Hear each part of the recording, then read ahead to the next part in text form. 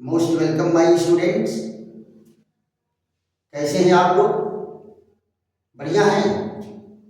चलिए, ईश्वर से यही अपेक्षा रहती है कि हमारे सारे स्टूडेंट फिट एंड फाइन हो, बेहतर हो, आनंद में हो। आज हम लोगों की चर्चा का विषय पुनर्विन्यास में कुछ और उदाहरण लेकर के हम लोग समझ लेते हैं। पिछले वीडियो में हम लोग पुनर्विन्यास के बारे में पढ़े थे कि पुनर्विन्यास क्या होता है। 2-3 एग्जाम्पल भी उसमें हुए थे। कुछ और बेहतरीन एग्जाम्पल हैं जो यूपी बोर्ड में जिसके एग्जाम्पल आए हुए हैं और नीट में भी इसके क्वेश्चन आए हुए हैं। तो हम लोग जो है 2-3 और एग्जाम्पल लेकर के समझ लेते हैं। चौथा एग्जाम्पल क्या है? अल्कोहलों के निर्जलीकरण में पुनर्विन्यास। अल्कोहलों के निर्जलीकरण में पुनर्विन्यास। निर्जलीकरण क्या है बेटा? एक निराकरण अभिक्रिया है, विलोपन अभिक्रिया है, जिसको हम लोग पीछे पढ़ करके आ रहे हैं। तो इनका एग्जाम्पल लेकर के देखते हैं। ये CH3 और ये CH3 और CHOH और CH3। देखो बेटा, इनका नाम क्या होगा? यहां से नंबरिंग करेंगे 1 2 3 4। 2 नंबर पर क्या लगा है? अल्कोहल ग्रुप लगा है और 3 नंबर पर 2 मेथिल लगे हैं। तो इनका नाम क्या होगा? 3,3-डाईमेथिल ब्यूटेनाल 2 इसका है। और ये अभिक्रिया होती किसके प्रेजेंस में है? आर्थोफास्फोरिक एसिड। आर्थोफास्फोरिक एसिड की उपस्थिति में कराई जाती है और हल्का सा गर्म किया जाता है। इसका कंसंट्रेशन कितना होता है? 85%। 85% इसकी सांद्रता होती है। आप देख लो बेटा, H3PO4 ये भी आयनित होगा तो क्या देगा? H पॉजिटिव और H2PO4 1 निगेटिव। ध्यान दो बेटा, H पॉजिटिव क्या करेगा? इनके कांटेक्ट में आएगा और ऑक्सीजन पर 2 जोड़ा लोन पेयर इलेक्ट्रॉन से 1 जोड़ा लेकर के ये ऑक्सीजन से जुड़ेगा। किससे जुड़ेगा? ऑक्सीजन से। तो इसकी रचना कैसे बन जाती है? यहां देखो, CH3, ये CH3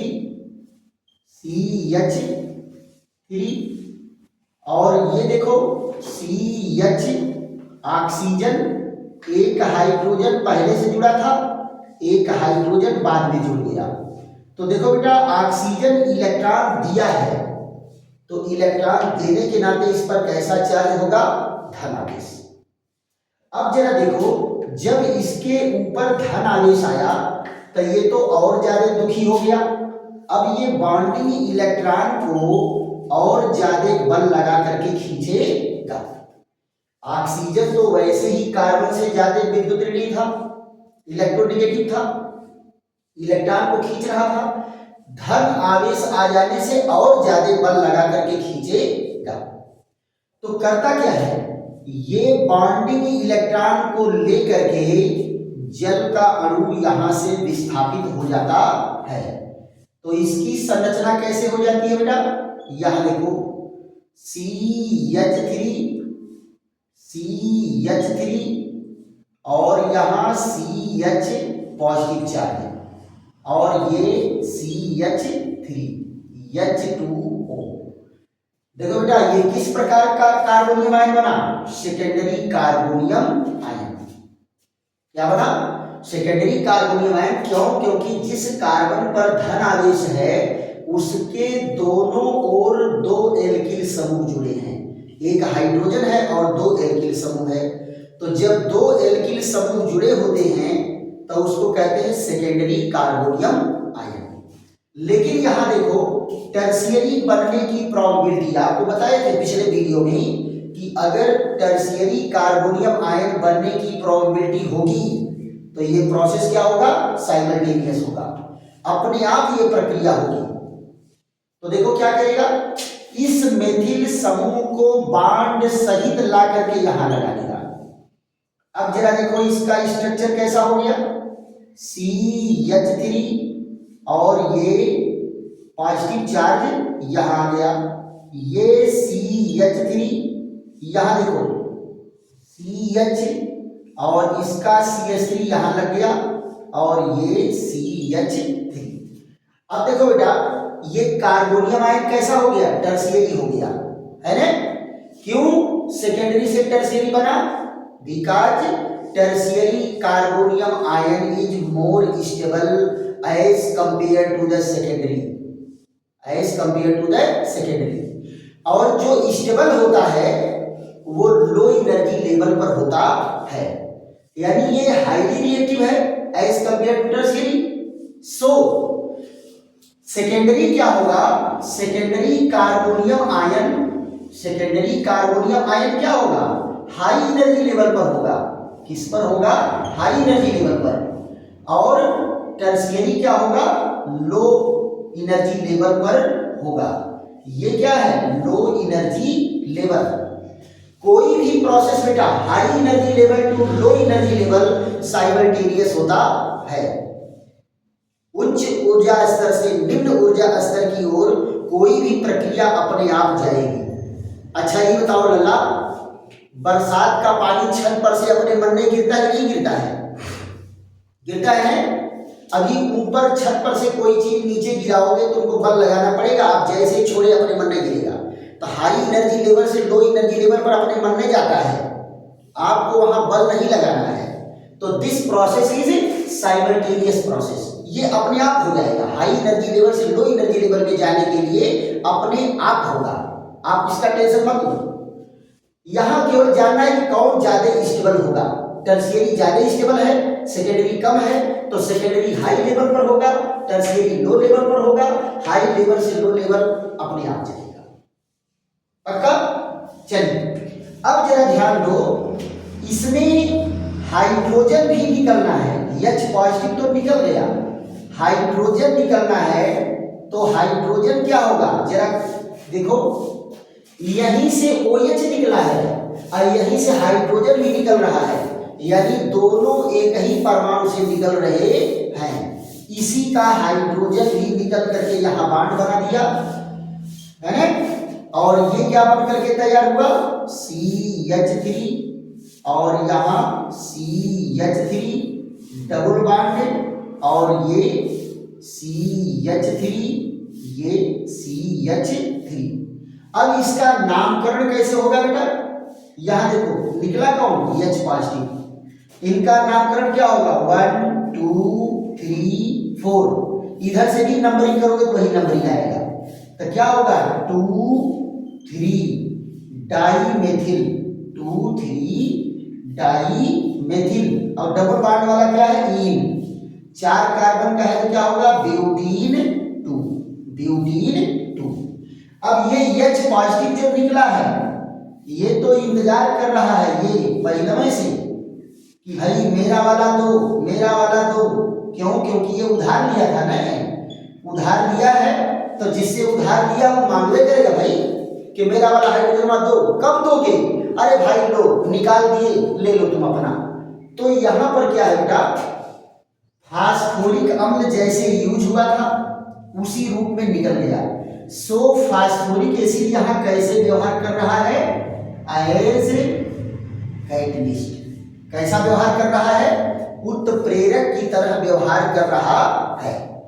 तो आप जरा देखो निर्जलीकरण में पुनर्विन्यास हो गया कि नहीं हो गया। डबल बॉन्ड कहाँ बनना चाहिए था, यहाँ बनना चाहिए था, लेकिन डबल बॉन्ड कहाँ बना, यहाँ। यहाँ तो हाइड्रोजन है ही नहीं है, तो हाइड्रोजन यही है कि इधर बनना चाहिए, लेकिन डबल बॉन्ड इधर बना। यहाँ 2 ठो मेथिल ग्रुप था, एक छोड़ के यहाँ चला गया। तो यहाँ देखो सारे के सारे क्या हुए, रीअरेंजमेंट हुआ। इसलिए जो प्रोडक्ट बनना चाहिए वो न बन करके नए प्रकार का प्रोडक्ट बना है। ये एग्जाम्पल रहा। एक और एग्जाम्पल देख लेते हैं, फर्स्ट से स्क्रीनशॉट लीजिए इसका। पांचवा एग्जाम्पल क्या है बेटा, ज्यामितीय समावयवियों में भी जो है पुनर्विन्यास के गुण पाए जाते हैं। ज्यामितीय समावयवी, ज्यामितीय समावयवी मतलब सिस ट्रांस, सिस ट्रांस में क्या होगा, पुनर्विन्यास हो करके सिस से ट्रांस बन जाएगा, ट्रांस से सिस बन जाएगा। देखो कैसे होता है ये, यहां देखिए ये पांचवा एग्जाम्पल क्या है, सिस एवं ट्रांस, सिस एवं ट्रांस फॉर्म समावयवियों में पुनर्विन्यास, समावयवियों में पुनर्विन्यास, समावयवियों में पुनर्विन्यास। देखिए सिस ट्रांस समावयवियों में पुनर्विन्यास कैसे पाया जाएगा, इसको बेटा आयोडीन के साथ गर्म करते हैं। आयोडीन के साथ जब गर्म करोगे तो यहां पर पाई बांड टूट जाता है, पाई बांड टूट जाता है। जरा ध्यान दो, ये एग्जांपल है carbon to carbon double bond, ये देखो आर आर एच एच, देखो बेटा दोनों हाइड्रोजन डबल बांड के एक ही ओर है ना, तो ये क्या होगा, ये होगा सिस फॉर्म, क्या होगा, सिस फॉर्म, राइट। अब यहां जरा देखो आयोडीन के प्रेजेंस में, आयोडीन की उपस्थिति में जब गर्म करेंगे तो ये बांड क्या होता है, टूट जाता है, क्या होगा, टूट जाएगा। अब जब ये टूट गया तो ये बांड रोटेट होने के लिए फ्री हो जाता है, क्या होता है, रोटेट होने के लिए फ्री हो जाता है। यहां देखो एक इलेक्ट्रॉन यहां, एक इलेक्ट्रॉन यहां। अच्छा ये बताओ बेटा, ये जैसे ही डबल बांड बनता है ये स्ट्रक्चर रिजिड हो जाता है, और जैसे ही ये सिंगल बांड आता है तुरंत ये रोटेट होने लगता है। जरा इमेजिन करके देखो, मान लो दो लकड़ी के पटरे लिए गए हैं और दोनों पटरे के बीच में एक ठोक कील ठोक दो, एक कील मान लो यहां लगा हुआ है। अब ये दोनों रोटेट करेंगे कि नहीं करेंगे, अब ये दोनों रोटेट करेंगे, एक ठोक रहे हैं। अब मान लो इसी बगल में एक ठोक और कील ठोक दो, उसके बाद जरा घुमा के देखो, उसके बाद देखो घूमता है। तो ऐसे ही जब डबल बांड बनता है तो इनमें रोटेशन नहीं होता, ये रिजिड फॉर्म में आ जाता है, दृढ़ हो जाता है। लेकिन अगर सिंगल बांड है तो इजीली रोटेट होता है। अब देखो क्या करेगा, जैसे ही ये सिंगल बांड बना ये तुरंत रोटेट हो जाता है, और जब ये रोटेट हो जाएगा तो इसका स्ट्रक्चर कैसा होगा, जरा देखो। अब यहां रोटेट होने के बाद तुरंत डबल बांड फिर बन जाएगा। अब ये डबल बांड बन गया तो क्या हो गया, आर यहां, ये वाला आर यहां आ गया, ये एच यहां, ये एच यहां। अब देखो बेटा क्या बन के तैयार हो गया, ट्रांस फॉर्म। तो इनमें भी पुनर्विन्यास हुआ है कि नहीं हुआ है, इनमें भी पुनर्विन्यास हुआ है, राइट। अब देखो सिस से ट्रांस बन गया और ट्रांस से सिस, ये कंटिन्यू इनमें चेंज होते रहेंगे। पक्का। आइए एक और एग्जांपल लेकर के समझते हैं, एल्किल हैलाइडों का पुनर्विन्यास, एल्किल हैलाइडों में पुनर्विन्यास। एल्किल हैलाइडों में पुनर्विन्यास कैसे होगा, यहां जरा देख लो। इनके एग्जांपल लेकर के हम समझते हैं, इसका भी आप स्क्रीनशॉट ले लो, एक छोटा सा ही है लेकिन वही बिहारी लाल का दोहा है, सत सैया के दोहरे जीव नाविक के तीर, और देखत के छोटन लगे घाव करे गंभीर, है कि नहीं। ये छोटा है मगर इंपॉर्टेंट है, नोट करो जल्दी से। चलिए स्क्रीनशॉट ले लीजिए, फिर आगे हम पढ़ते हैं।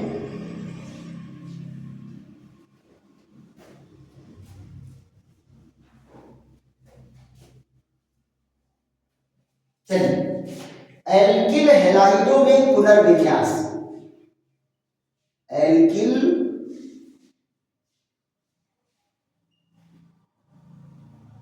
हैलाइडों में पुनर्विन्यास, एल्किल हैलाइडों में पुनर्विन्यास। जरा देखो तो इनके एग्जाम्पल लेकर के देखते हैं कैसे इनमें पुनर्विन्यास होता है। यहां पर देखो एल्किल हैलाइड में एक एग्जाम्पल ये है CH3 और ये CH3 H, और यहां देखो ये क्या है CH2 और Cl, CH2Cl। क्लोरीन बेटा हाईली इलेक्ट्रोनेगेटिव है और यहां एल्युमिनियम क्लोराइड की प्रेजेंस में इनको गर्म करते हैं। तो क्या करेगा ये क्लोरीन को लेकर के, एल्युमिनियम क्लोरीन का इलेक्ट्रॉन लेकर के बॉन्ड बनाया तो क्लोरीन पर क्या गया धनावेश, फिर क्लोरीन क्या किया अपने बॉन्डिंग इलेक्ट्रॉन को लेकर के एकदम निकल गया। तो इसका स्ट्रक्चर कैसा हो जाता है, यहां देखो ये CH3 और ये H और ये क्या हो गया CH2 पॉजिटिव। ये किस प्रकार का कार्बोनियम आयन बेटा, primary carbonium ion, primary carbonium ion.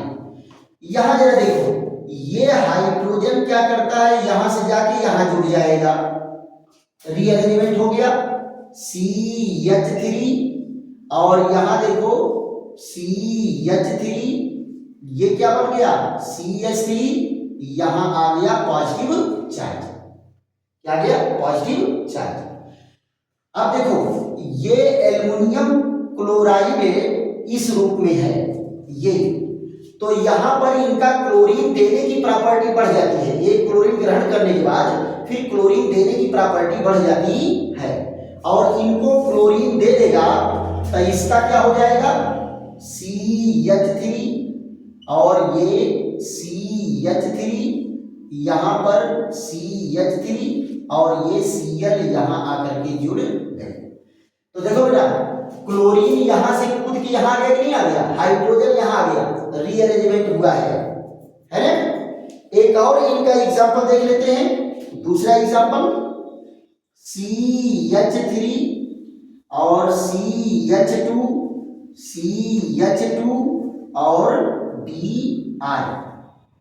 देखो बेटा ये सेम लाइक रिएक्शन है, इसमें कौन क्रिया करेगा एल्युमिनियम ब्रोमाइड, ये भी क्या करेगा इनको एक जोड़ा इलेक्ट्रॉन देगा और फिर उदासीन होने के लिए ये लेकर के चला गया, तो यहां पर क्या बना CH3 CH, एक हाइड्रोजन इधर दिखा दो CH2 पॉजिटिव चार्ज, और निकला कौन है यहां से निकला है AlBr4 1 नेगेटिव। ये देखो अब फिर क्या करेगा, ये क्या बना प्राइमरी कार्बोनियम आयन, और ये यहां से हाइड्रोजन जाके यहां जुड़ जाएगा तो ये प्राइमरी से क्या बन जाएगा सेकेंडरी, क्या बन गया प्राइमरी से बन गया सेकेंडरी, ये हो गया CH3। क्लियर, कैसा कार्बोनियम आयन बना सेकेंडरी। अब यहां जरा देखो AlBr4 1 नेगेटिव, ये ब्रोमीन यहां जोड़ देगा ला करके, तो क्या बन गया CH3 और CHBr CH3। देखो क्या ये कौन सा कंपाउंड था, ये कंपाउंड था 1 2 3 2 मेथिल और 1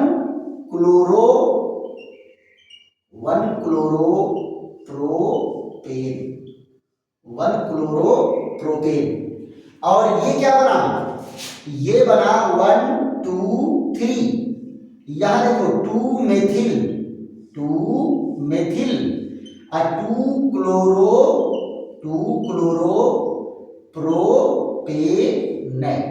2 क्लोरोप्रोपेन बन गया। ये कौन था? ये था 1 ब्रोमो प्रोपेन, 1 ब्रोमो प्रोपेन।